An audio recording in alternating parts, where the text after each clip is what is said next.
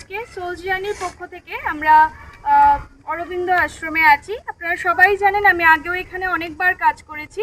আজকে সোলস জার্নির পক্ষ থেকে আমরা ওদেরকে 1 মাস ওদের যতটা চাল লাগে ততটা চাল আজকে আমরা ওদেরকে ডোনেট করেছি, সঙ্গে কিছু যেটা মিনিমাম জিনিস।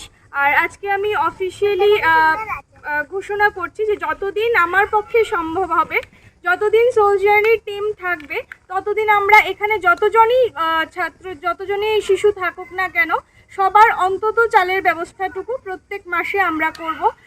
এটা আমাদের একান্ত প্রয়াস সমাজের পাশে দাঁড়ানোর জন্য, কারণ আমি বিশ্বাস করি যে যারা সবল সন্তান ঈশ্বরের, তাদের উচিত তাদের যারা তুলনামূলকভাবে দুর্বল সন্তান ওদের সঙ্গ দেওয়া।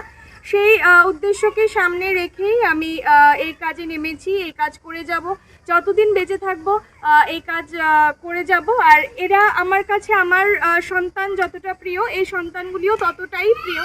আর আপনারা যখন দেখবেন যে এদের মধ্যে কতটা কোয়ালিটি আছে, আপনারাও আশা করি এটা বুঝবেন যে এরা কতটা সমাজের সম্পদ হয়ে তৈরি হতে পারে।